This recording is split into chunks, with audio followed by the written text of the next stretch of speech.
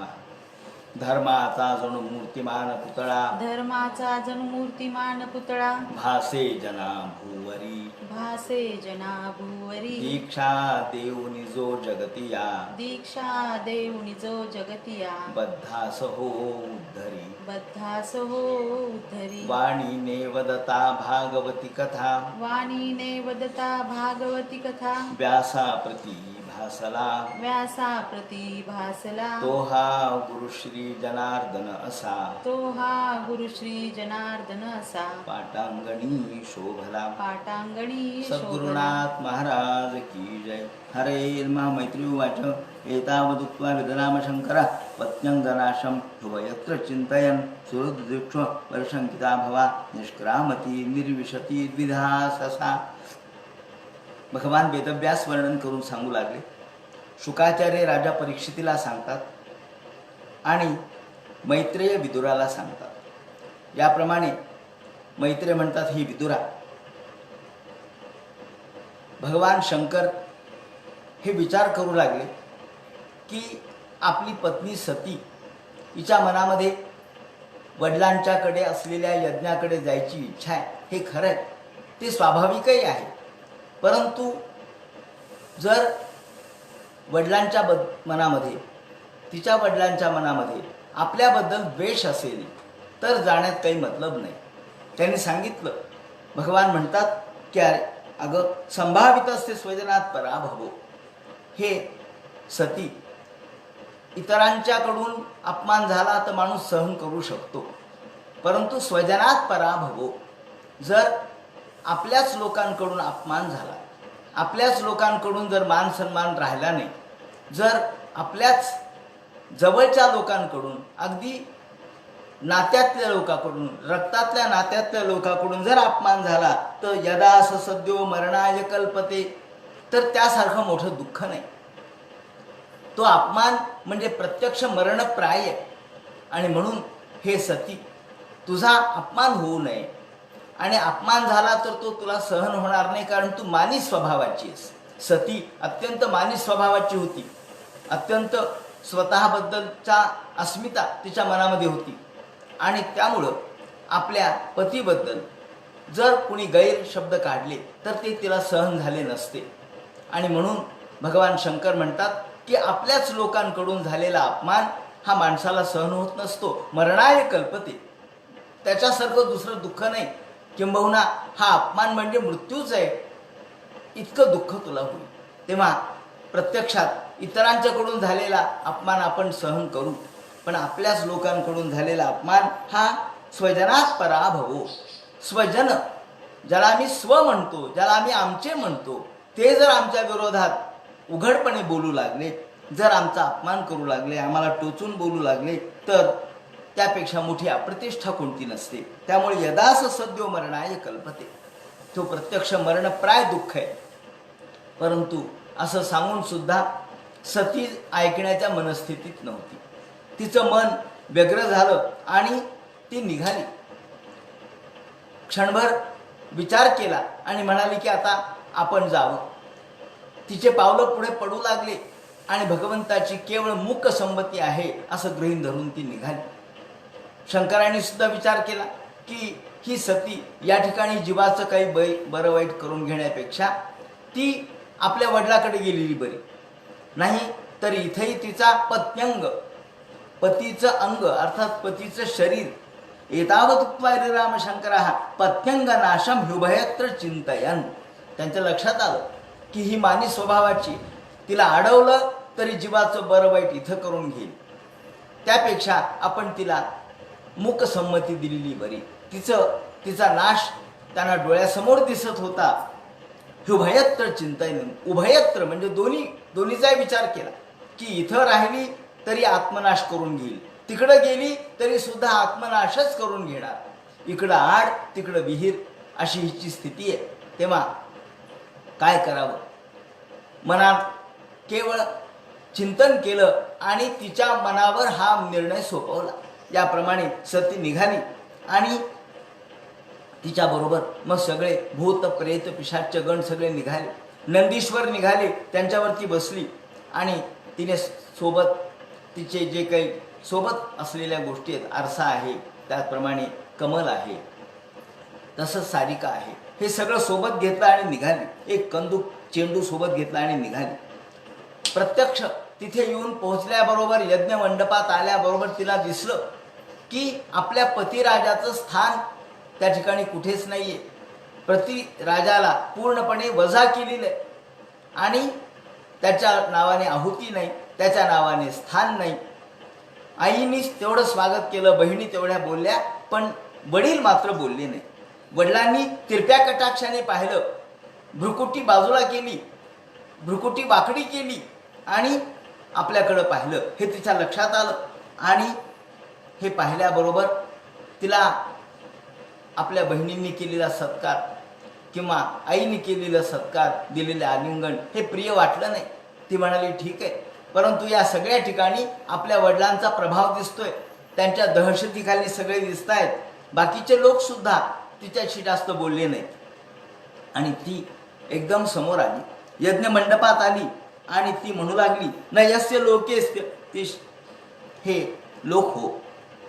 शंकर प्रत्यक्ष महादेव हे संसारापेक्षा परमार्थाला महत्त्व देणारे, केवळ तुम्ही देहधारी, देहाला महत्त्व देणारे, परंतु शंकर हे सर्वात श्रेष्ठ आहेत. ते उपासक आहेत, ते समाधी लावणारे आहेत, ते कर्मकांडात अडकून पडणारे नाहीत, ते ज्ञानी आहेत. न यस्य लोकेस्तेति शायन प्रिय तथा प्रियो देहभृतां प्रियात्मनः तस्मिन् समस्तात्मनि मुक्त वैरके ऋते भवंतम कतमः प्रतीपये. आणि अशा शंकराचं तुम्ही वैर करता. जे शंकर आपल्या देहाला देखील महत्त्व देत नाहीत, ते कधीच त्यांच्या स्वतःच्या देहावर देखील नसतात, कारण ते कोणत्याही प्राण्याबरोबर त्यांचं वैर नाही आहे. कोणत्याही प्राण्याशी ते वैर करत नाहीत. सर्व ठिकाणी भगवान आहे असा व्यापक भावनेतून, व्यापक भूमिकेतून त्या सगळ्या जगाकडे पाहतात आणि तुम्ही अशा साधू श्रेष्ठ असलेल्या महात्म्याचा द्वेष करता. गुणांश फल्गुन बहुली करिष्वणो करिष्णवो महत्तमास्तेश्वर दिविद्वानघम. अघ म्हणजे पाप, जे निष्पाप आहेत, आणि अशा निष्पाप लोकांवर दोषारोप करणं हे चुकीचं आहे. आणि म्हणून हे अज्ञानी लोक केवळ शवरूप शरीराला महत्त्व देतात. शव हे शरीर शवच आहे, जर आत्मा नसेल तर हे शव आहे. परंतु प्रत्यक्ष महादेव माझे पतिराज हे शिवत्वाला पोहोचलेले आहेत. ते शवत्वाला नाही, शिवत्वाला पोहोचलेले आहेत. आणि तुम्ही सगळे शवत्वाला पोहोचलेले आहात. तुम्ही आत्म्याचा विचार करत नाहीत. आणि म्हणून यद्व्यक्षरं नाम गिरेरितम नृणाम, त्यांचं 2 अक्षरी नाव शिव किंवा हर हे जे नाव आहे 2च अक्षरांचं आहे, परंतु या 2 अक्षराच्या नावाने सगळ्या जगाचा उद्धार होतो. हर या नावाने सगळ्या जगातले पाप हरण होतात. शिव या नावाने सगळ्या जगाचं कल्याण होतं.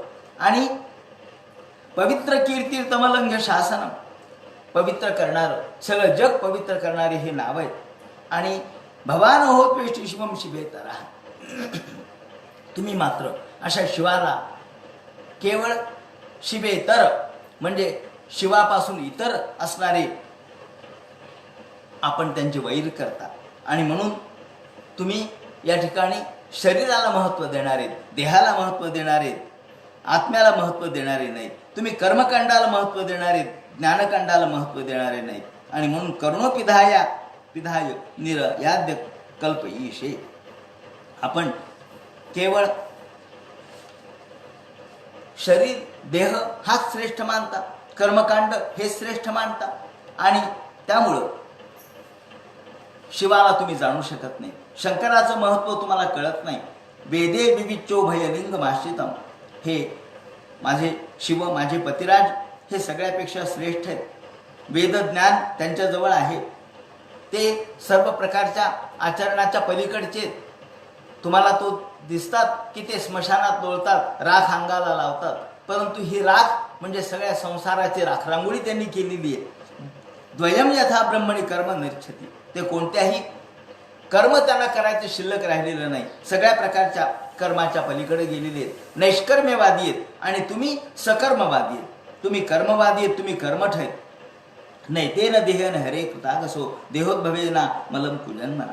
आणि मग ती म्हणाली, आपल्या या ठिकाणी वडिलाला म्हणते, अहो तुमच्या नावाने, तुमचं नाव दक्ष आहे आणि तुमच्या नावाने तुमची पुत्री म्हणून मला शिव हाक मारतात. माझे पतिराज तुमच्या नावाचा उच्चार करून हाक मारतात. दक्ष हे तुमचं नाव आहे आणि दाक्षायणी असं ते मला म्हणतात.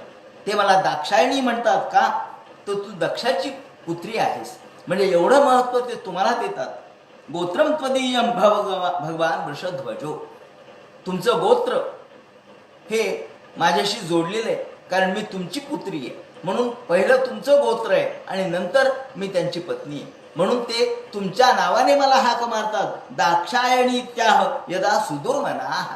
अहो सुदुर्मना, तुम्ही त्याला जाणलं नाही, तुम्ही त्यांचा मोठेपणा जाणला नाही, तुम्ही त्यांची कीर्ती जाणली नाही. हे भगवान शंकर तुमच्या नावाचा उच्चार करून मला बोलावतात, दाक्षायणी म्हणतात, म्हणजे दक्षाची मुलगी म्हणून म्हणतात. तेव्हा इतकं तुम्हाला महत्त्व देतात, इतकं तुमचं महत्त्व या ठिकाणी सांगतात. परंतु आज मात्र माझ्या लक्षात आलं की तुमचं नाव माझ्याशी जोडणं म्हणजे धिक्कार आहे. कारण तुम्हाला जर तुम्ही अज्ञानी असाल, तुम्ही माझ्या पतिराजाचा द्वेष करत असाल, तर तुमचं नाव देखील माझ्या शरीराला जोडणं योग्य नाही. तुमच्या देहापासून माझी उत्पत्ती झाली म्हणून तुमचं नाव माझ्याशी जोडलं गेलं. परंतु आता मात्र धिक्कार असो, व्रीडा ममा भूत कुजन प्रसंगत. मला लाज वाटू लागली तुमच्या नावाची आणि तुमच्या गोत्राची. तज्जन्मधिग्यो महताम वद्यकृत. धिक्कार असो, तुमच्या गोत्राचा धिक्कार असो, तुमच्या नावाचा धिक्कार असो आणि या देहाचा देखील धिक्कार असो, ज्या देहाचा जन्म तुमच्यापासून झाला. म्हणून आज मी तुमचा देह, तुमच्यापासून झालेला देह या ठिकाणी अस्तित्वात ठेवणार नाही. जो देह मला तुमच्यापासून मिळाला तो देह मला नको. मी आत्ताच्या आत्ता या देहाचा त्याग करीन. आणि जर या ठिकाणी ती म्हणते मनाविरुद्ध घटना घडत असतील तर एकतर शत्रू त्याने हातामध्ये शस्त्र घ्यावं आणि शत्रूला ठार करावं. परंतु मी हातात शस्त्र घेऊ शकत नाही, मी अबला आहे. आणि दुसरी गोष्ट म्हणजे तुम्ही माझे वडील आहात, मी तुम्हाला मारू शकत नाही. दुसरी गोष्ट, जर अशा पद्धतीने आपल्या हातात काही नसेल तर दुसरा एकच उपाय आहे, तो म्हणजे आत्मनाश. काहीच हातात नसेल तर आत्मनाश करणं एवढाच एक मार्ग आहे आणि मी तो आता आत्मनाश करायला सिद्ध झालेली आहे. असं म्हणून मैत्री म्हणतात, विदुरा याप्रमाणे असं बोलल्याबरोबर स्पृष्टा जलम पीत दुकुल समृता, तिने ताबडतोब आचमन केलं आणि योग मार्ग, डोळे झाकले, समाधी लावला. आता ती प्रत्यक्ष शंकराची पत्नीच होती, तिला योग मार्ग काय अवघड आहे का. निमिल्य दृग योग पथम समाविशत. हात या ठिकाणी डोळे झाकले, मांडी घातली, आचमन केलं, डोळ्याला पाणी लावलं आणि कृत्वा समानावली नरोजितासना, संपूर्ण श्वास आपल्यामध्ये ओढून घेतला, समान श्वास केला आणि नाभी चक्रामध्ये असलेली जी नाडी आहे, नाभी चक्रामध्ये असलेला जो अग्नी आहे तो प्रदीप्त केला आणि शनैहृदय स्थाप्य धियोरसी स्थितम, योग मार्गाने तो कंठामध्ये आणला, भुवईमध्ये आणला आणि ताबडतोब त्यातून एक आग ज्वाला निघाली आणि एवम स्वदेहम महता मही, असा ताबडतोब धाड धाड धाड धाड योगाग्नीने आपला देह भस्मसात केला. आता या ठिकाणी योगाग्नीच्या साह्याने, योगरूपी अग्नीच्या साह्याने आपलं देह या ठिकाणी जाळून टाकलं, स्वतःला नष्ट करून घेतलं, आत्म या ठिकाणी दहन केलं, स्वतःचा देह नष्ट केला. आणि हे पाहिल्याबरोबर सगळीकडे हाहाकार झाला.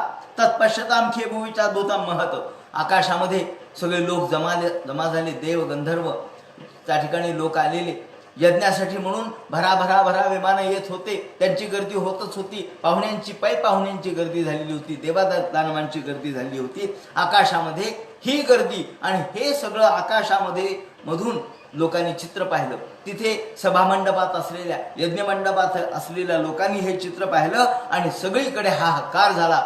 बाबा बाबा बा, काय शंकराच्या पत्नीने स्वतःला जाळून घेतलं, आत्मदहन केलं, हा हे दिवाद सुमाहान जायत. हे पाहिल्याबरोबर सगळीकडे हाहाकार झाला, सगळा गोंधळ उठला.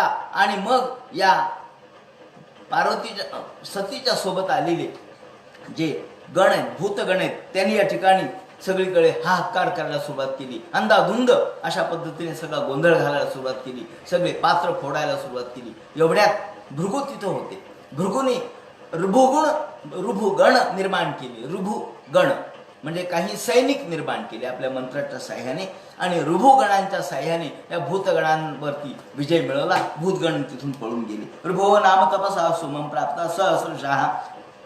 या ऋभुगणांनी भूतगणांशी युद्ध केलं आणि भूतगणांना पळून लावलं. ज्याप्रमाणे हे पळून गेले, भूतगण निघाले तिथून, त्यांचं काही चाललं नाही. हजारो हे ऋभुगुण निर्माण झाल्यानंतर हे निघून गेले. ज्याप्रमाणे पुन्हा यांचा यज्ञ सुरू झाला. इकडे सती, त्या ठिकाणी सतीचं शरीर पडलं, ते योगाग्नीने भस्मसात झालं आणि पुन्हा यज्ञ सुरू झाला. पण सगळीकडे कुजबूज मात्र सुरू झाली. सगळीकडे गोंधळ मात्र सुरू झाला.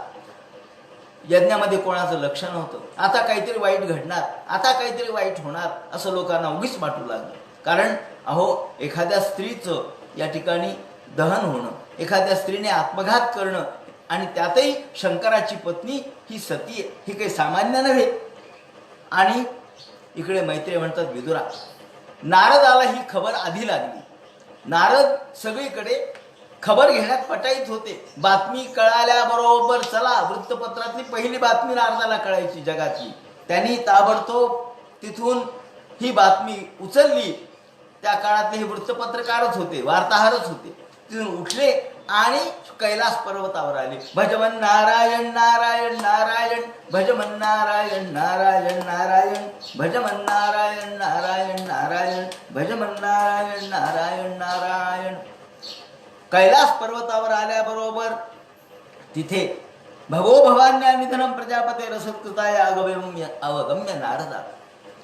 शंकर महादेव या ठिकाणी शांत डोळे झाकून बसले होते. समाधी लावला होता आणि जपजाप्य करत बसले होते, रामनामाचा जप. नारद आल्याबरोबर या या या नारदा, कुणीकडून आलात, कसे आलात? नारद म्हणाले, अहो काय सांगायचंय महादेवा, तुम्ही इथे डोळे झाकून बसला. काय झालं? काय झालं? अहो तुमची बायको जळून खलास झाली, जळून मेली. काय म्हणता? असं ऐकल्याबरोबर महादेवाला तर आधीच ही कल्पना होती, पण आता नारदाने हे सांगितलं आणि ही घटना खरी घडल्याबरोबर प्रचंड राग आला. अत्यंत क्रोधाविष्ट झाले आणि आपल्या जटाजूट यामध्ये हात घातला आणि त्यातून सगळे जटाजूट पांगवल्या आणि त्यातून एक महान अशा प्रकारचा वीर त्यांनी निर्माण केला. स्वपार्षद सैन्यांच्या तदद्वर भूमीर विद्रावितम क्रोधम अपार मादधे. प्रचंड राग आला. या रागाच्या आणि क्रोधाच्या आवेशात आपल्या जटाजूट विस्कटून टाकला आणि त्या जटाजूटातून एक जो प्रचंड वीर महावीर जन्माला आला. त्याचं डोकं आकाशाला लागलेलं होतं आणि पाय जमिनीवर होते. 1000 हात त्याला होते. क्रुद्ध सुदष्टोष्ट पुटा सुधर जटीर जटाम तडीत वन्ही थटोक रोच श्याम. अत्यंत रागाने ह्या जटा आपटल्याबरोबर उत्कृत रुद्र सहसोत्थितो हसन. तो महावीर जन्माला आल्याबरोबर त्या महावीराने मोठी प्रचंड गर्जना केली आणि 1000 हात त्याला होते. सूर्याचे सारखे डोळे त्याचे चमकत होते आणि कराल दंष्टोज्वल दग्नी मूर्धजा. कराल दंष्ट मोठाल्या दाढा होत्या, हातपाय मोठे होते, आकाशाला डोकं होतं, हातामध्ये शस्त्रास्त्र घेतलेले होते आणि गळ्यामध्ये रुंडमाळा घातलेल्या होत्या, माणसांच्या मुंडक्यांच्या माळा घातलेल्या होत्या. आणि त्याने हात जोडले शंकरापुढे. बद्धांजली भगवान भूतनाथ, हात जोडले. महाराज काय करू, काय आज्ञा आहे मला सांगा. महादेवाने सांगितलं, काय नाही, आज्ञा एवढीच आहे. दक्षम सयज्ञम जहिमत भटानाम. आत्ताच्या आत्ता जा, सगळं सैन्य घेऊन जा आणि दक्षाचा यज्ञ विध्वंस करून टाका. बस, दुसरी गोष्ट नाही. त्वमग्रणी रुद्र भटांश कोमी. तू माझ्या सर्व सैन्य सागराचा अग्रणी राहशील, सेनापती राहशील, जा. त्याला सांगितल्याबरोबर तो निघाला. त्यांची आज्ञा घेतल्याबरोबर तो निघाला. अहो त्याचं जाणं म्हणजे काय सोपं होतं का? सगळं सैन्य बरोबर घेतलं. भूत निघाले, प्रेत, पिशाच, शाकिनी, डाकिनी, यमदूत, तस्कर, हणा मारा, पिटा ठोका. हातामध्ये भाले घेतलेले, बर्चे घेतलेले, त्याप्रमाणे मोठमोठे अशा प्रकारच्या शूल घेतलेले आणि त्यांच्या बरोबर निघाले. हा तर सगळ्यात उंच होता. त्यांनी 1000 हातामध्ये सगळे शस्त्र धारण केलेले होते आणि तिथून जे निघाले उद्यम्य शूलम जगदांतकांतकम, त्याने एक मोठाच्या मोठा शूल हातात घेतला होता की आता जगाचा अंत होतो की काय असं वाटू लागलं. सप्राद्रवत घोषण भूषणांगी, आणि घोषणा करत करत महादेवाचा जय जयकार करत मारा ठोका पिटा म्हणत म्हणत म्हणत निघाले आणि आरडाओरडा करत निघाले. सगळ्या आकाशामध्ये धूळच धूळ पसरली. सगळीकडे बघावं तिकडं धूळ, सगळं आकाश धुळीने व्याप्त झालं. सगळीकडे ढग आल्यासारखी परिस्थिती झाली. लोकांना वाटू लागलं की अहो आकाशात मेघ का दाटलेत, अंधार का पडलाय, अंधार पडला. दिवसभर एवढा सूर्य असताना सुद्धा अंधार पडला. आणि कुणी म्हणायला लागला अहो आकाशातली धूळ एवढी का जमा झाली, संध्याकाळ झाली की काय. अहो संध्याकाळच्या वेळेला त्या काळात जनावरं परत येत असत रानातून आणि त्यांच्या पावलाची धूळ उडत असे. परंतु ते म्हणे रात्रही नाही झाली आणि धूळ कशाची आहे, अंधार कसा पडला. प्रसूती मिश्रा श्री उद्भग्न चित्ता, ही जी या दक्षाची पत्नी होती प्रसूती नावाची, ती मात्र घाबरली. ती म्हणाली हो ही धूळ जे दिसते, जो अंधार दिसतोय तो काही सामान्य नव्हे. आता प्रलय काल जवळ आला जणू काय. अहो आपली मुलगी तर या ठिकाणी ठार झाली, पण या कोणाची पत्नी याचा विचार केला का. ही शंकराची पत्नी आहे आणि शंकर सगळ्या जगाचा अंत करू शकतात. आणि आता कदाचित हा प्रलय कालच जवळ आलेला असावा. ते नाचत ओरडत त्या ठिकाणी आले आणि आल्याबरोबर यज्ञ मंडपात येऊन पोहोचले. सगळे घाबरून पळाले. तिथे आलेले सगळे देव पळाले. अहो लोक फक्त खायला येत असतात. पंचपक्वान्नाचं भोजन असलं तर ताटावर बसतील, युद्ध असल्यावर कशाला ताटावर बसतात, निघून पळतात. आम्हाला गरज नाही जेवणाची म्हणाले. निघाले देव, निघाले गंधर्व, निघाले पन्नग, निघाले. ओ थांबा थांबा, अहो कशाचं थांबा, हे बघितलं का काय समोर एवढे मोठं सैन्य समोर आलेलं आहे आणि एवढा प्रचंड महावीर आहे की ज्याच्याकडे बघवत नाही. डोळ्यातून जणू काही आग बाहेर पडू लागलेली आहे. कराल दंष्टाभिरस्त भागणम, कराल दंष्ट होते त्याचे, मोठाल्या दाढ्या होत्या जणू काही यमाच्या दाढ्या आहेत असं वाटू लागलं. आणि जनेन दक्षस्य मुहूर महात्मा, त्या यज्ञ मंडपात आल्याबरोबर तिथे त्याने हाहाकार करण्यास सुरुवात केली. सगळा यज्ञ मंडप उद्ध्वस्त करून टाकला. भयावहा देवी भूमौच पर्यक, सगळे देव तर तिथून पळाले.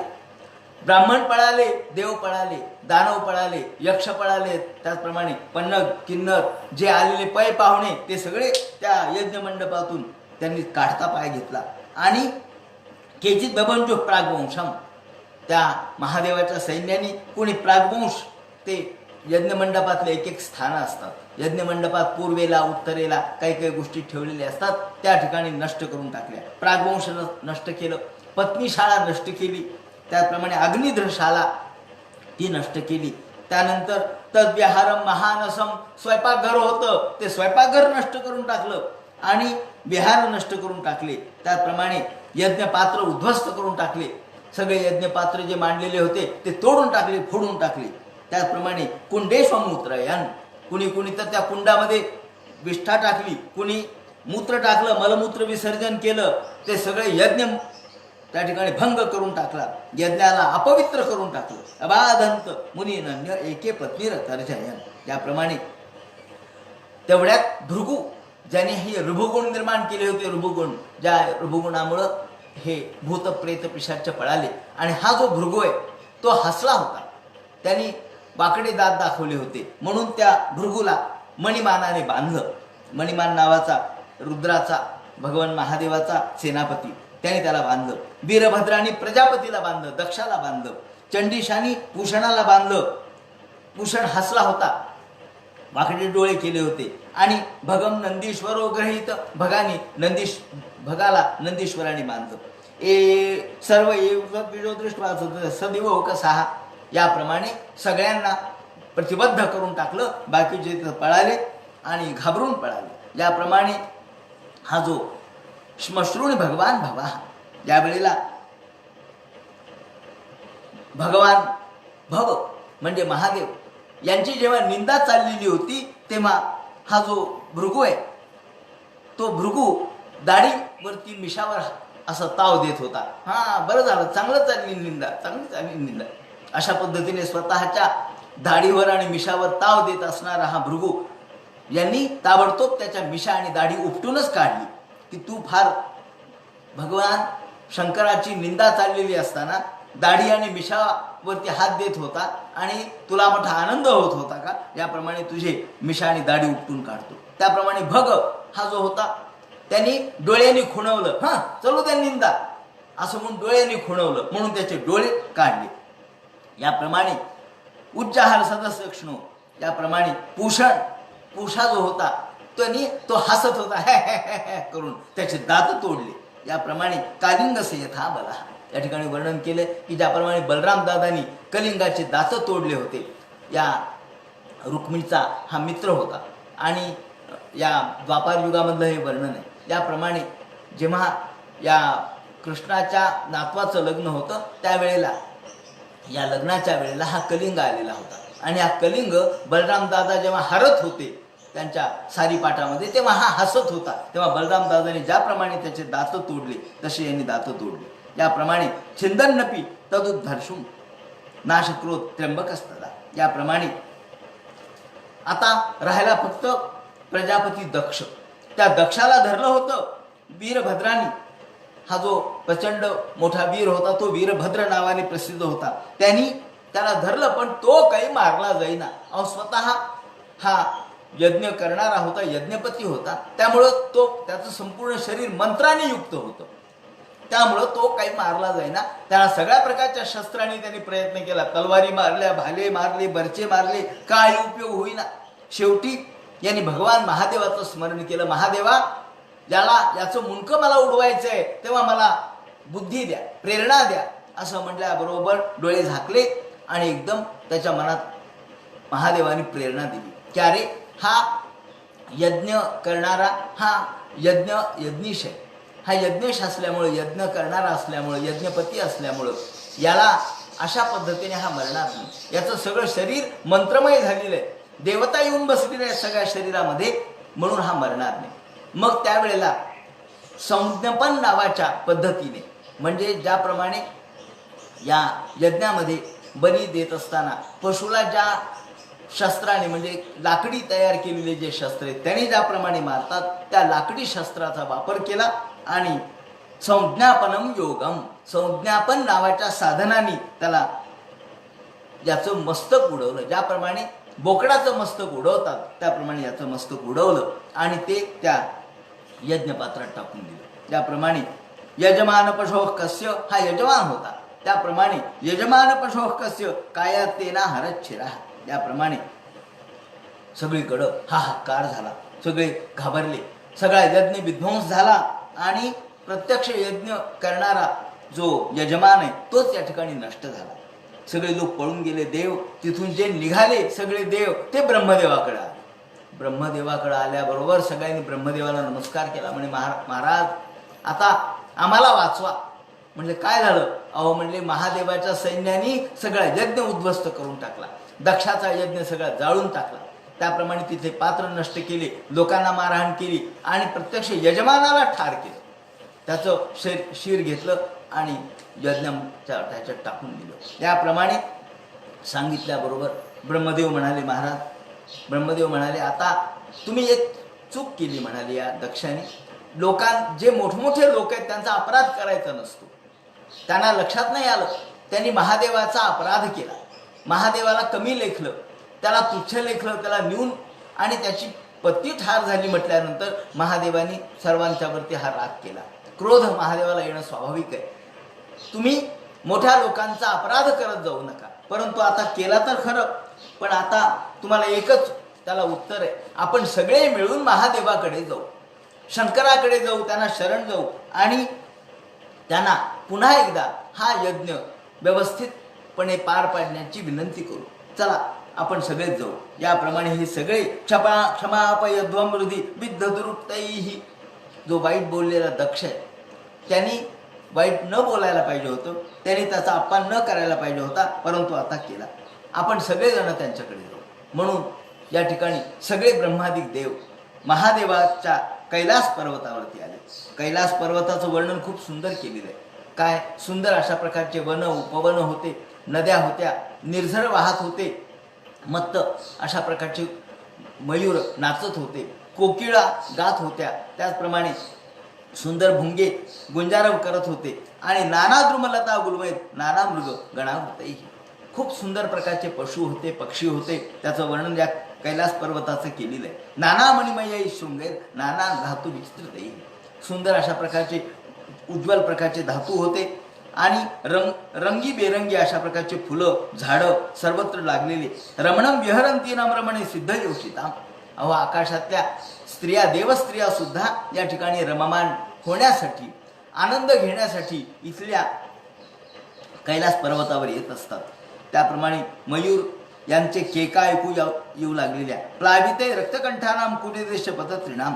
याप्रमाणे सुंदर अशा प्रकारच्या पक्षी यांचा आवाज येत होता. कल्पवृक्ष हे देखील उंच उंच यांच्यावरती सुंदर सुंदर पक्षी बसलेले होते आणि ते माना फिरून फिरून गायन करत होते. याप्रमाणे सगळीकडे हत्ती, हरणं, वेगवेगळे प्रकारचे प्राणी यांचा सर्वत्र संचार होता, वावर होता. ब्रजंतीमिव मातंगैर गृणंतमिव निर्झरैही. सुंदर निर्झरांचा आवाज होता आणि मंदार, पारिजात यासारखे सुंदर फुलांचे झाडं होते, तमाल होती. त्याचप्रमाणे शाल म्हणजे मोठमोठे तालवृक्ष होते. त्याचप्रमाणे नाग चंपकही. हे सगळे अशोकाचे झाडं होते. पाटला अशोक म्हणजे तांबडा अशोक. त्याप्रमाणे कुरवैकैरपी स्वर्णार्ण शतपत्रश वर वेरुण जातीभिः. वेळू होते, वेळूच्या बागा झाडं होते. अत्यंत गर्द झाडी सर्वत्र होती. वेगवेगळे औषधी वृक्ष होते. त्याचप्रमाणे सुपारीचे वृक्ष होते, जांभळाचे झाडं, खजुराचे झाडं, आंब्याचे झाडं, याप्रमाणे विविध प्रकारचे झाडं, वनस्पती यांनी गच्च भरलेलं हे सगळं कैलास पर्वताचं उपवन वन पाहिलं. त्या ठिकाणी कुमुदोत्पलक उभार. त्या ठिकाणी नलिनी म्हणजे कमलिनी उमललेल्या होत्या. सुंदर अशा प्रकारचा ते तळे होते आणि कदली षंड समृद्ध नलिनी पुलिन श्रयम. याप्रमाणे सरोवर होतं. सरोवरावर मध्ये सुंदर कमल उमललेले होते. पवित्र अशा प्रकारचं जल होतं. पर्यस्तम नंदया सत्याहा. त्या ठिकाणी कस्तुरी मृग होते आणि नंदया सत्याहा प्रत्यक्ष सती म्हणजे महादेवाची पत्नी सती या ठिकाणी स्नान करत होती. म्हणजे त्या काळात स्नान करायची. ज्या वेळेला ती इथे निवास करत होती त्यावेळेला स्नान करत दिसे. पर्यस्तम नंदया सत्याहा स्नान पुण्य तरोदया. याप्रमाणे सती स्नान ज्या ठिकाणी करत होती ती नदी ती पाहिलं. विलोक्य भूतेश गिरीम. हे सगळं ब्रह्मदेवादिक सगळे देव आणि बाकीचे देव हे कैलास पर्वतावर जाऊ लागलेले आणि जाता जाता हे सगळं त्या ठिकाणचं चित्र पाहू लागलेले, आजूबाजूचा निसर्ग पाहू लागलेले. ददृशस्तत्र ते रम्या मलकाम नामवै पुरीम. अलका नावाची पुरी पाहिली. आता ही अलकापुरी म्हणजे कुबेराची पुरी वेगळी आणि ही अलका वेगळी. रम्या मलकाम नामवै पुरीम. आणि या अलकापुरीमध्ये वनम सौगंधिकम चापी. सौगंधिक नावाचं वन होतं जिथे सुगंध सुटलेला होता आणि त्याचं नावच सौगंधिक वन. त्यामुळे अर्थातच सुगंध सुटलेला. आणि त्या ठिकाणी नंदा आणि अलकनंदा अशा दोन नद्या त्यातून वाहत होत्या. तीर्थासारखं सुंदर पवित्र जल तिथून वाहत होतं. त्याचं सुंदर पाणी, त्याचा आवाज येत होता. ययो सुरस्त्रिय. ज्या या नदीमध्ये नंदा आणि अलकनंदा नदीमध्ये देवस्त्रिया ह्या देखील स्नान करायला येत असत. आणि क्रीडंती पुंसस सिंचन्त्यो विगाह्यरथी कर्षिताः ययोस्तस्नान विभ्रष्ट नवकुंकुम पिंजरम. ज्या ठिकाणी ह्या स्त्रिया स्नान करायला यायच्या देवस्त्रिया आणि त्यांच्या अंगावरचे जे चंदन वगैरे लावलेलं आहे किंवा अगरू लावलेला आहे तो या सगळ्या पाण्यामध्ये मिसळत असे आणि त्यामुळं पाणी आणखी सुगंधी होत असे. आणि त्या पाण्याच्या सुगंधामुळं हत्ती देखील झुलत होते. हत्ती देखील त्या पाण्याकडे आकृष्ट व्हायचे आणि ते पाणी पिऊन हत्तीणीच्या अंगावरती पाणी टाकायचे, हत्तीणीकडे जायचे. पायंतो गजागजीही. याप्रमाणे सर्व हत्तीला पाणी फार आवडायचं. ज्याप्रमाणे सुगंधी असलेलं हे पाणी कशामुळे सुगंधी व्हायचं? एक तर सौगंधिक असणारं हे वन आणि दुसरं म्हणजे सुरस्त्रियांच्या अंगावरच्या आगरू आणि चंदनामुळे हे पाणी सुगंधी व्हायचं. इतकं तिथं सुगंध पसरलेला. त्याप्रमाणे जुष्टाम पुण्यजन स्त्रीवीर यथाखम सडित घनम. त्याप्रमाणे त्याच्या पुढे हे देव निघाले. ब्रह्मदेवादिक सगळे देव निघाले. त्यातून पुढे पाहिलं तर पुढे कुबेराची नगरी होती. यक्षराज कुबेर. या ठिकाणी कैलास पर्वतावरच यक्षराज कुबेर राहत होता. हा कुबेर महादेवाचा परमभक्त म्हणून प्रसिद्ध आहे. त्याची नगरी लागली आणि द्रुमैर कामदुघैर हृदयम, सुंदर अशा प्रकारचं कामदुघा म्हणजे मन प्रसन्न करणारं आणि मनाला वाटेल ते प्राप्त करून देणारं अशा प्रकारचं हे वन होतं. त्या ठिकाणी कल्पवृक्षांची छाया होती. विविध प्रकारचे पक्षी या ठिकाणी कलरव करत होते आणि कलहंस कुलप्रेष्ठ कलहंस होते. आणि वनकुंजर, वन गज, वन हत्ती त्या ठिकाणी फिरत असायचे. त्यांचं चंदनाचा वायूचा स्पर्श सगळीकडे पसरलेला, त्याचा वास सगळीकडे येऊ लागलेला. अधिपुण्यजन स्त्रीणाम मुहुरोन्मथ मन्मथा, याप्रमाणे मन्मथ, मनामध्ये मनोथ निर्माण करणारा हा सगळा परिसर हा पाहिला. आणि तिथून किंपुरुष नावाची जी एक जात आहे, ती किंपुरुष हा एक प्रकार आहे. आणि ह्या किंपुरुष जातीचे वानर जे होते ते किंपुरुष जातीचे होते. जे आपण मारुती किंवा सुग्रीव वगैरे जे म्हणतो ते किंपुरुष या जातीचे होते. त्याप्रमाणे प्राप्ता किंपुरुषे दृष्टा, त्या ठिकाणी किंपुरुष जातीची जी मंडळी आहेत ती सुद्धा या ठिकाणी विहार करण्यासाठी येत असेल. याप्रमाणे तिथून पुढं हे सगळे देव गेले. तिथं पाहिल्याबरोबर काय दिसलं तर वडाच्या एक वडाचं झाड दिसलं. किती मोठं होतं ते? हे 1 योजन म्हणजे 8 मैल, तर 100 योजन म्हणजे 800 मैल याचा व्याप होता. इतकं उंच होतं. आणि 75 योजन इतकं पसरलेलं, रुंदी, उंची 800 मैल आणि रुंदी म्हणजे पसरलेलं 75 योजन म्हणजे 75 गुणिले 8 याप्रमाणे जर विचार केला तर सर्वत्र त्याची छाया, त्या वडाच्या झाडाची छाया पडलेली होती.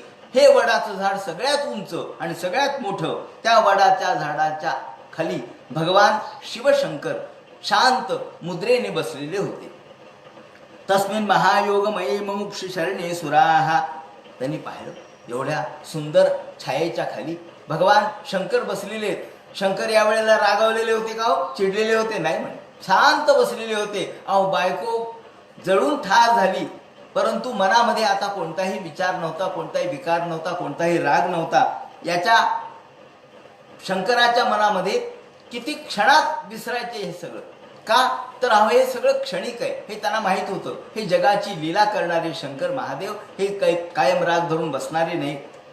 त्यांनी आपलं काम केलं, त्यांनी तो वीरभद्र निर्माण केला आणि वीरभद्राने त्याचं काम केलं आणि मग शंकर शांत बसले. समोर कोण कोण होते? सनंद नंदाद्यै, सनंद होते, नंद होते, सनंद होते. त्याप्रमाणे नारद सुद्धा बसलेले होते तिथं. उपास्यमान सख्याच भर्त्रा गुह्यक रक्षसाम, गुह्यक रक्षसाम म्हणजे प्रत्यक्ष हे कुबेर बसलेले होते. कुबेराचे काही सैनिक किंवा कुबेरांचं रक्षण करणारी काही मंडळी त्या ठिकाणी बसलेली होती. प्रत्यक्ष भूतनाथ हे त्या ठिकाणी शांत स्थितीमध्ये बसलेले आणि यक्ष राक्षस हे यांची कुबेराचे जे सैनिक आहेत ते यांची सेवा करत बसलेले होते. आणि सनंद नंद म्हणजे सनक सनंद सनातन सनत कुमार हे 4 कुमारपुत्र नारद हे त्या ठिकाणी बसलेले. चरंतम विश्वसुहृदम वात्सल्या लोकमंगलम, वात्सल्या लोकमंगलम, जगत कल्याणासाठी जगत कल्याणार्थ त्या ठिकाणी बसलेले. हातात आता या ठिकाणी प्रत्यक्ष महादेव कसे बसले होते त्याचं मोठं सुंदर वर्णन केलेलं आहे. महादेवाची बैठक कशी होती, ते दिसत कसे होते. अंगेण संध्या प्ररुचिम, भगवान महादेव भस्म जंडा दंड जटा जिनम, भस्म लावलेलं, जटा धारण केलेली, त्याचप्रमाणे अजिन म्हणजे व्याघ्रांबर धारण केलेलं, त्याचप्रमाणे खाली एक सुंदर अशा प्रकारच्या आसनावर ते बसलेले होते, दर्भासनावर बसलेले होते. अंगेन संध्याभ्ररुचा, त्यांची कांती कशी दिसत होती तर संध्याकाळच्या मेघाप्रमाणे. संध्याकाळचा मेघ जसा किंचित काळसर आणि किंचित आपल्याला पांढरट दिसतो त्याप्रमाणे अंगेन संध्याभ्ररुचा चंद्रलेखांची बिभ्रतम, त्याप्रमाणे आपल्या कपाळावरती चंद्रलेखा चंद्राची कोर दिसत होती. दर्भाची शय्या म्हणजे दर्भाच्या आसनावर बसलेले होते. आणि ब्रस्याम ब्रह्म सनातनम, प्रत्यक्ष ब्रह्म सनातन, प्रत्यक्ष सनातन ब्रह्म बसलेलं होतं हे. आणि नारदाय प्रवोचंतम, आणि नारदाला ज्ञान सांगत होते, सनक सनंदनाला ज्ञान सांगत होते. बघा, एवढी पत्नी या ठिकाणी नष्ट झाली, तिची दुर्वार्ता कानावर आली, परंतु पुन्हा काही मन विचलित झालं नाही. एकदा एक काम केलं की पुन्हा ते सोडून दिलं, पुन्हा त्याचा विचार केला नाही, तेच ते धरून बसले नाही, त्याच त्या विचारात बसले नाहीत, त्याच त्या ठिकाणी शोकमग्न अवस्थेत बसले नाहीत. आता ब्रह्मचर्चा चाललेली होती. हे शंकराकडून शिकण्यासारखं आहे की राग आणि लोभ हे क्षणापुरता असतो, तू सोडून द्यायचा. नारदाय प्रबोचंतम, नारदाला उपदेश करत होते, तेही प्रश्न विचारत होते. आणि या ठिकाणी भगवान शंकराची बैठक कशी होती याचं वर्णन केले. कृत्वारो दक्षिणे सव्यम पादपद्मंच जानुनी बाहुं प्रकोष्ठे क्षमाला मासीनम तर्कमुद्रया. तर्कमुद्रया, तर्कमुद्रा म्हणजे काय? तर तर्कमुद्रा म्हणजे तर्जनी आणि अंगठा हे एकमेकाला जोडून आणि बाकीचे बोट असे उभे ठेवणे म्हणजे तर्कमुद्रा.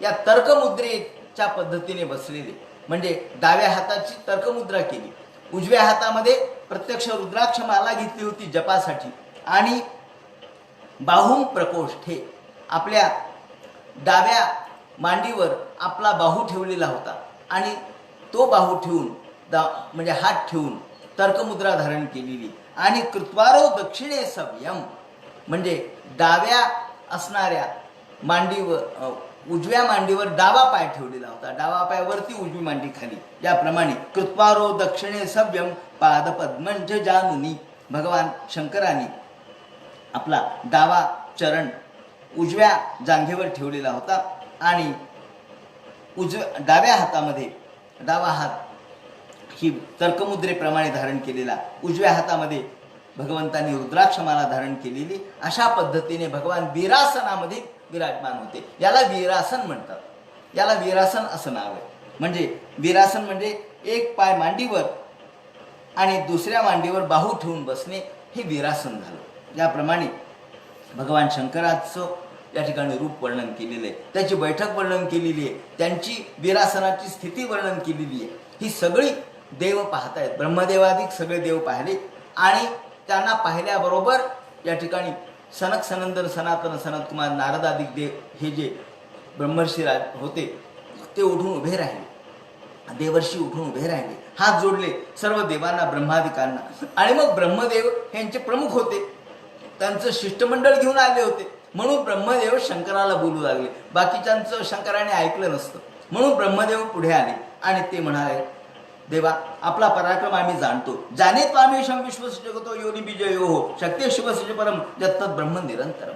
आपण प्रत्यक्ष निरंतर ब्रह्म आहात, आपली शक्ती आम्ही जाणतो, आपण सगळ्या जगाचे कारण आहात, जगाचं कारण आपण आहात, जगाची निर्मिती जगाचा संहार आपणच करता, तेव्हा शक्ती शिवस्य परम यत्तत् ब्रह्म निरंतरम.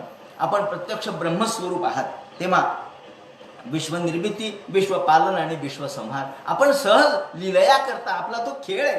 क्रीडन ऊर्णपतो पटो यथा, ज्याप्रमाणे ऊर्णपट, ज्याप्रमाणे हा एक किडा ज्याप्रमाणे सहज आपल्या तोंडामधून तार बाहेर काढतो, त्या तारेवर खेळतो आणि ती तार आपल्यामध्ये घेतो, त्याप्रमाणे आपण हे सर्व विश्व निर्माण करता, विश्वाचं पालन करता आणि विश्वाचा संहार करता. त्वमेव धर्माचं दुघाभिपत्ते, आपण हे सगळं धर्मासाठी करता. तेव्हा आता आमची एक विनंती आहे, तुमचा या ठिकाणी अपमान झाला, तुम्हाला यांनी कमी लेखलं, तुमच्यामध्ये द्वैत पाहिलं, परंतु धर्माचं रक्षण करणे तुमचंच काम आहे. कारण आता यज्ञ हा या ठिकाणी विध्वंस झाला, पुन्हा यज्ञाची प्रतिष्ठापना करणं आवश्यक आहे, कारण यज्ञ हा मूल धर्म आहे. तेव्हा जर आज यज्ञाची प्रतिष्ठापना आपण केली नाही तर लोक म्हणतील की यज्ञयागात काही अर्थ नसतो. यज्ञयाग सुद्धा वेदानेच सांगितलाय, तेव्हा हा देखील वेदमार्गच आहे. आपण दक्षाचा विरोध केला, दक्षाचा यज्ञ विध्वंस केला, हे ठीक आहे, परंतु आता पुन्हा तुम्हाला त्याची पुनःस्थापना करणं आवश्यक आहे. कारण यज्ञ हा देखील वेदमार्गच आहे. वेदाने यज्ञाची आपल्याला आज्ञा दिलेली आहे, त्यानुसार कर्मकांड हे देखील वेदानेच सांगितलंय. म्हणून दक्ष सुद्धा कर्मकांडाचा जरी या ठिकाणी वर्णन करणारा असला, कर्मकांड करणारा असला, तरी सुद्धा तो वेदमार्गाचंच अनुचरण आणि अनुकरण करतो. म्हणून आपण आता केवळ तुम्हाला त्यांनी वेगळं मानलं, ब्रह्मतत्व त्यांनी जाणलं नाही, म्हणून तुम्ही जे कार्य केले ते ठीक आहे, परंतु आता मात्र तुम्ही पुन्हा याची पुनःस्थापना करा. याप्रमाणे यस्मिन यदा पुष्कर नाभ मायया दुरंतया पृष्ठदे पृथक दृशा. तेव्हा हे देवा, आपण सर्व मंगलाचे मंगल आहात. त्वम कर्मणाम मंगल मंगलानाम कर्तुस्म लोकम तनुषे परम वा. आपण अमंगलानांच तमिश्र मूलबणम विपर्य केलं तदेव कसेची. हे देवा, आपण मंगलाचे मंगल आहात. तेव्हा आता पुन्हा एकदा हा जो यज्ञ नष्ट झालाय त्याचं मंगल करा, पुन्हा तो परिपूर्णत्वाला पोहोचावं अशा पद्धतीने करा. आणि कुर्वत भरवस्य धरणम हतस्य भो हो, अध्वराचं उद्धरण करा. म्हणजे हा यज्ञाची प्रतिष्ठा पुन्हा स्थापित करा. यज्ञ हा मूल धर्म असल्यामुळं त्याची प्रतिष्ठा आपणच ठेवली पाहिजे. आपणच आपल्या गोष्टीची प्रतिष्ठा ठेवली पाहिजे. नाही तर उद्या लोक म्हणतील यज्ञ यागात काही अर्थ नसतो, कर्मकांडात काही अर्थ नसतो, आणि मग लोक कर्मकांडापासून दुरावतील आणि ज्ञानापासूनही दुरावतील. म्हणून स्वनुगृहम कर्तुम रहसी प्रभू, आपण त्याच्यावर अनुग्रह करा. आणि कुर्वध्वरो धरणम हतस्य भोः त्वया समाप्तस्य मनो प्रजापते. याप्रमाणे म्हटल्याबरोबर भगवान शंकर हसले. ते म्हणाले, ठीक आहे ब्रह्मदेवा, आपण म्हणतात माझ्या मनात कोणता राग नाहीये, माझ्या मनात कोणता राग द्वेष मत्सर याने मी हे कृत्य केलेलं नाहीये. आता पुन्हा पूर्ववत हे सगळं मी करून देईन. भृगूला त्याचे श्मश्रू पुन्हा येतील, त्याप्रमाणे पुष्णा देवाला दात येतील पूर्ववत, भग हा याला डोळे येतील, याप्रमाणे मी सगळं करीन.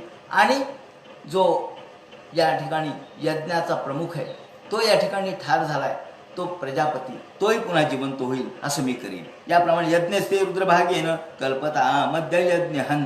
याप्रमाणे हे ब्रह्मदेव, मी या ठिकाणी जे कार्य केलं ते एकाच गोष्टीमुळे केलं. भगवान म्हणतात की हे पा, महादेव म्हणतात, नागम प्रजेशबालानाम वर्णे नानुचिंते देव मायाभिभूतानाम दंडस्तत्र धृतो मया. या ठिकाणी भगवान महादेवांनी आपली भूमिका स्पष्ट केलेली आहे की मी हातामध्ये दंड धारण केला, मी जो त्रिशूल धारण केला, मी जो हा दंड दिला या ठिकाणी, तो एकाच गोष्टीसाठी दिला. नागम प्रजेशबालानाम वर्णे नानुचिंते. हे लोक मोहित झालेले होते, हे लोक द्वैत भावनेने पाहत होते. त्यांना ब्रह्मा विष्णू आणि महेश हे तीन वेगळेच असं वाटत होतं. त्यांनी एकाला महत्त्व द्यायचं, दुसऱ्याला द्यायचं नाही असं करत होते. त्यांना वाटलं विष्णूला प्रसन्न केलं की सगळं झालं, ब्रह्मदेवाला नाही मोजलं तरी चालेल, महादेवाला नाही गिणलं तरी चालेल असं त्याला वाटलं. परंतु देव मायाभिभूतानाम दंडस्तत्र धृतो मया. त्यांना पुन्हा जागेवर आणण्यासाठी मी हा दंड हातात धारण केलाय. दंड म्हणजे हा दंड हा लोकांचा नाश करण्यासाठी नाहीये, तर लोकांना वठणीवर आणण्यासाठी आहे. हातात जी छडी गुरुजी घेतात, किंवा जुन्या काळात आपण म्हणायचो की गुरुजीच्या हातामध्ये छडी लागे छमछम विद्या येई घम घम. आता लोक छडी मारत नाही, सोडून द्या. परंतु जो धाक आहे तो धाक रागाचा, द्वेषाचा, मत्सराचा नसला पाहिजे. हा धाक कशाचा पाहिजे, तर योग्य आचरणाचा पाहिजे. योग्य आचरण, योग्य शिक्षण मिळालं पाहिजे. आणि हे प्रजापतीर दग्ध शीर्ष्णो, म्हणून मी जो हातात दंड धारण केला, मी जे या ठिकाणी हातामध्ये जे त्रिशूल धारण केला, आणि जे मी माझं स्वरूप या ठिकाणी दाखवलं, ते केवळ यांना शिक्षा मिळावी, यांना शिक्षण मिळावं, यांना योग्य उपदेश मिळावा. कारण असं तसं त्यांना शब्दाने कळलं नसतं, म्हणून त्यांना कृती करावी लागली आणि माझं महत्त्व दाखवावं लागलं. म्हणून त्यांचा अपराध मी क्षमा केलेलाच आहे. आता प्रजापती जो दक्ष आहे त्याला पुन्हा या ठिकाणी बोकडाचं मुख प्राप्त होईल म्हणून सांगितलं. मित्रस्य चक्षुषे ते भागम स्वम बरिषो भगाहा. याप्रमाणे आता प्रत्येकाचा अपराध मी माफ केलेला आहे असं म्हटल्यानंतर प्रत्येकजण या अपराधातून मुक्त मी केलेला आहे. पुन्हा पहिल्याप्रमाणे यज्ञाची प्रतिष्ठापना मी करतो असं म्हणून मैत्री म्हणतात, विदुरा, ब्रह्मदेवाने विनंती केली, महादेवा मग चला यज्ञशाळेत जाऊ, तिथं जाऊन हे सगळं करू. असं म्हटल्याबरोबर हे सगळे यज्ञशाळेत आले. ब्रह्मदेव, महादेव आणि बाकीचे देव हे सगळे यज्ञशाळेत आले. तदा सर्वाणी भूतानी श्रुत्वा मी दुष्टमोदितम. आल्याबरोबर विधायकास्मिन् भगवान भवा संद दुःखस्य कायेन सवनीय पशो शिराहा. आता याला पहिल्यांदा दक्ष प्रजापती यांचं मुंडकट त्या ठिकाणी काढून टाकलेलं होतं, ते यज्ञामध्ये टाकलेलं होतं, ते जळून गेलं होतं. आता काय करावं? मग तुझं यज्ञ पशु जो ठेवलेला होता, जे बोकड त्या ठिकाणी बांधलेलं होतं त्या युपाला, त्या बोकडाचं मस्तक काटलं आणि त्या बोकडाचं मस्तक या दक्ष प्रजापतीच्या शरीरावर ठेवल्याबरोबर ते जुळलं. त्या ठिकाणी संदध असं म्हटलंय, संदधू म्हणजे त्याची संधी केली, अर्थात जुळवलं. कोणतं ऑपरेशन केलं कोणाला माहीत, कोणत्या पद्धतीने जुळवलं माहीत नाही, परंतु ते जुळवल्याबरोबर जुळलं आणि त्याला प्राण प्राप्त झाला. संदधू कस्य कायेन सवनीय पशो शिरा असं वर्णन केलं.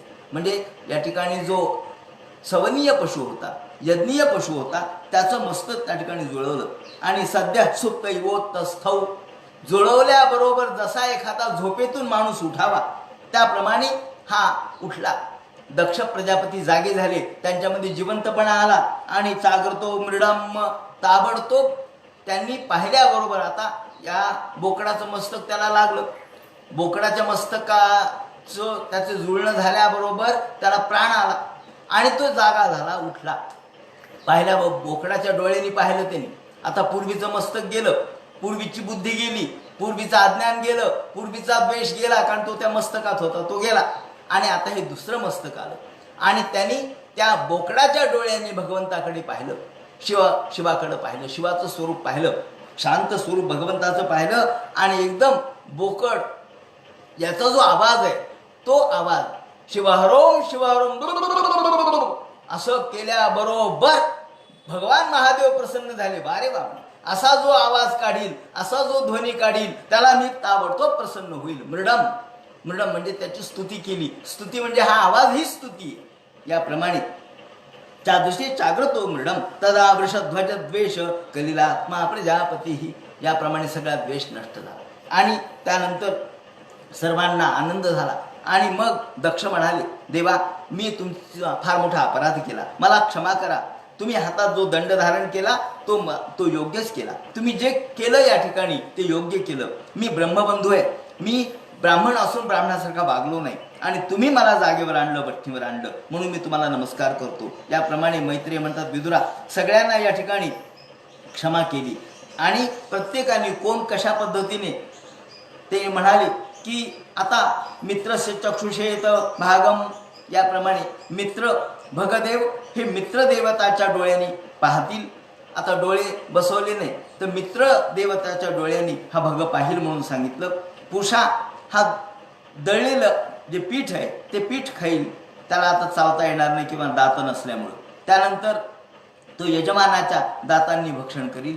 त्याप्रमाणे आणि याप्रमाणे देवमायाभिभूतानाम सगळे देवमायेने अभिभूत झालेले आणि प्रजापतीर्दग्ध शीर्षो भगवत मुखम शिरा. याला शीर तर प्राप्त झालं आणि त्यानंतर बहिरीशो भगा मित्रश चक्षुषेत भागम स्वम बहिरीशो भगा पुषा तू यजमानस्य दद्भिर जक्षतु पृष्ठभूक. याप्रमाणे प्रत्येक ज्या ज्या लोकांचे जे जखमी झालेले होते, कुणाला मार लागलेला होता, ते सगळे प्रकृत सर्वांग, ते सगळे देव, अनेक देव देखील जखमी झाले होते या गोंधळामध्ये. सगळ्या देवांच्या जखमा पुन्हा पूर्व झाल्या, त्यांचे सगळे व्रण निर्व्रण झाले आणि याप्रमाणे निर्वर्ण झाल्याबरोबर सगळे या ठिकाणी पुढे आले आणि स्तुती केली. मैत्रेय म्हणतात प्रत्येक जण पुढे आले. दक्षाने स्तुती केली, ऋत्विजाने केली, सदस्यांनी केली, रुद्र भृगु यांनी स्तुती केली, ब्रह्मदेवा यांनी स्तुती केली, इंद्र आले, त्याचप्रमाणे ऋषी आले, सिद्ध आले, यजमान आले, लोकपाल आले आणि अग्नी स्वतः आले, देव बाकीचे देव आले, गंधर्व आले, विद्याधर आले, ब्राह्मण आले. मैत्रेय म्हणतात विदुरा याप्रमाणे प्रत्येकाने स्तुती केली, स्तौत्य केलं. आणि यावेळेला भगवान शंकर म्हणतात, हे पा या ठिकाणी फार महत्त्वाचा सिद्धांत या ठिकाणी सांगितलेला आहे, फार महत्त्वाचा उपदेश या कथेमध्ये सांगितला आहे. कोणता? की तुम्ही ब्रह्मा विष्णू आणि महेश या तिघांमध्ये भेद करता आणि म्हणून तुमच्यामध्ये हा भेद बुद्धी असल्यामुळं तुम्हाला मला ही शिक्षा द्यावी लागली. तुम्ही हा भेद करू नका. प्रत्यक्ष त्या ठिकाणी गरुडावर बसून विष्णू आले. विष्णू अशा वेळेला येतात जेव्हा गोंधळ आहे, गडबड आहे, भांडण आहे, तेव्हा येत नसतात. जेव्हा भांडण शांत होतं, गडबड शांत होते, तेव्हा विष्णूचं आगमन होत असतं. म्हणून विष्णू आले, सगळ्यांना आनंद झाला. अरे गरुडावर बसून विष्णू आले. विष्णू आले, ब्रह्मदेव आले आणि महादेव आले, तिन्ही देव आले. आणि मग भगवान म्हणतात सृजन हरन विश्वम दद्रे संज्ञा क्रियोचिताम. अहो आम्ही तिघ एकच आहोत. निर्मिती, पालन आणि संहार हे करणारे आमची 3 रूप आहेत. परंतु जो कोणी या 3 मध्ये भेद करतो तो भेद दृष्टीचा आहे. आणि म्हणून ज्याप्रमाणे आपण आपल्या शरीरातल्या अवयवात भेद करत नाहीत, आपण डोळे पाहण्याचं काम करतात, कान ऐकण्याचं काम करतात, पाय चालण्याचं काम करतात, म्हणून काही प्रत्येकामध्ये भेद थोडाच आहे. आपण जसा अभेद पाहतो, अवयवामध्ये अभेद पाहतो, कारण हे सगळे आपलेच आहेत. हातही आपलेच आहेत, पायही आपलेच आहेत, डोकंही आपलंच आहे. पण होतं काय, समजा समोरून एखादा दगड आला की आपलं हात आपोआप समोर जातात. हात म्हणत नाही जाऊ द्या, लागला दगड तर डोक्याला लागल, मला काय करायचं, असं म्हणत नाही. हात पुढे जातो का, तर रक्षण करण्याची जबाबदारी हातावर आहे, म्हणून हात पुढे जातो, डोक्याचं रक्षण होतं. डोक्याला उत्तमांग म्हणतात.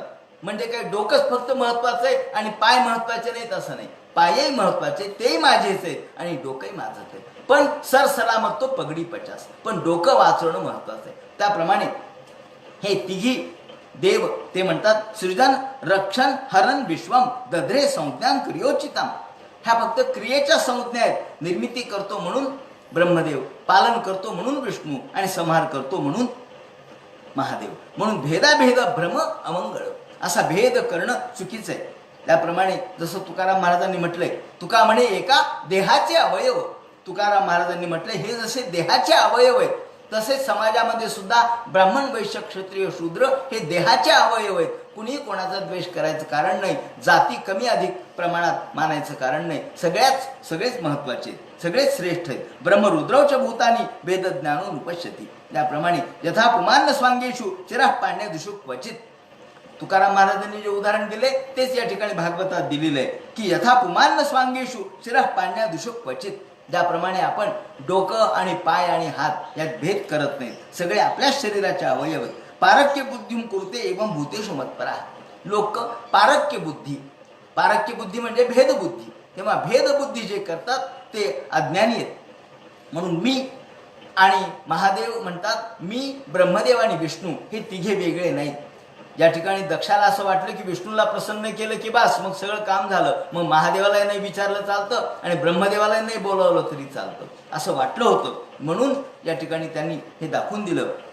म्हणजे हा महत्वाचा संदेश या ठिकाणी दिलेला आहे की आपण देवतांच्या मध्ये भेद करू नये. मधल्या काळामध्ये वैष्णव आणि शैव यांच्यामध्ये इतका वाद निर्माण झाला की लोक उभं गंध लावणारे आणि आडवे गंध लावणारे, मग इतका द्वेष निर्माण झाला की शैव जे असायचे ते उभ्याने सारवतही नव्हते. म्हणजे उभं सारवायचं नाही तर आडवं सारवायचं. का तर आडवे आम्ही आडव्या पट्ट्यावाले म्हणून. तेव्हा आडवे पट्टे काय आणि उभे पट्टे काय, अहो शेवटी देव एकच आहे. म्हणून विष्णूच्या हृदयामध्ये शिव आहे आणि शिवाच्या हृदयात विष्णू आहे. विष्णुस्य हृदयम शिवा, शिवस्य हृदयम विष्णू. म्हणून प्रत्यक्ष विठ्ठलाने सुद्धा आपल्या डोक्यावर शिवपिंडी घेतलेली आहे.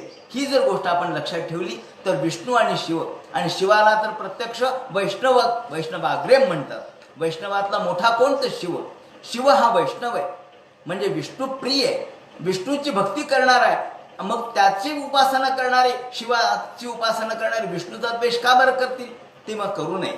म्हणून याप्रमाणे भगवंतांनी या ठिकाणी या चरित्रातून शैव आणि वैष्णव यांची एकात्मता सिद्ध केलेली आहे. म्हणून हे चरित्र महत्वाचं आहे, ही कथा महत्वाची आहे. म्हणून ते म्हणतात याप्रमाणे एवम दाक्षायणी हित्वा. ते सगळं खरं झालं म्हणे, पण त्या सतीचं काय झालं, ती बिचारी जळून मेली, तिचा तो कोणीच विचार केला नाही.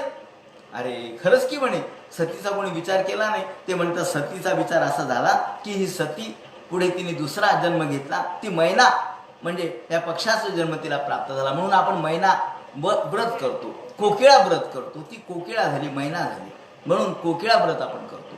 ती कोकिळा झाली आणि त्यानंतर तिसरा जन्म तिचा झाला तो पार्वती म्हणून. तिने प्रत्यक्ष हिमनग म्हणजे पर्वताच्या म्हणजे हिमालयाच्या पोटी जज्ञे हिमवत क्षेत्री मेनाया मिती शुश्रुम. त्यानंतर या मेनाया मिती शुश्रुम पर्वतराज आणि ही तिची पत्नी यांच्यापासून तिने जन्म घेतला, म्हणून तिचं नाव पार्वती झालं. पर्वतापासून झाली म्हणून पार्वती. याप्रमाणे ही सती याप्रमाणे तिचे तिसरा जन्म हा प्रत्यक्ष पार्वतीचा म्हणून पुढे झाला. एतद भगवत शंभो कम दक्षात भरद्रुहा श्रुतम भागवताची बृहस्पते हे. त्याप्रमाणे भगवान शंकर यांनी पुन्हा हा यज्ञांचं पुनस्थापन केलं, म्हणजे यज्ञ संस्कृतीचं पुनस्थापन केलं. आणि या ठिकाणी शंकराला त्यांचा भाग प्राप्त झाला. असं ठरलं की शंकराला शेवटचा भाग द्यावा, म्हणून रुद्रभाग जो असतो तो शेवटचा भाग असतो. यज्ञामधला शेवटचा राहिलेला भाग हा रुद्राचा मानला जातो. रुद्राचे गण येतात आणि तो घेऊन जातो. याप्रमाणे प्रत्येकाला भाग देण्याची व्यवस्था यज्ञामध्ये केली आणि या ठिकाणी यज्ञाचं पुनस्थापन झालं, यज्ञाची प्रतिष्ठा वाढली. या ठिकाणी हा कथाभाग संपला. आता यानंतर या भागवत ग्रंथामध्ये पुढे चतुर्थ स्कंदामध्ये ध्रुवाचं चरित्र जे सांगतील तो सगळा मग उद्या सांगण्यात येईल. हरे नमः पुंडली कवर्धे हरी विठ्ठल सीताकांत स्मरण जय जय राम पार्वती पते हर हर महादेव श्रीमज्जनार्दन गुरुमूर्त.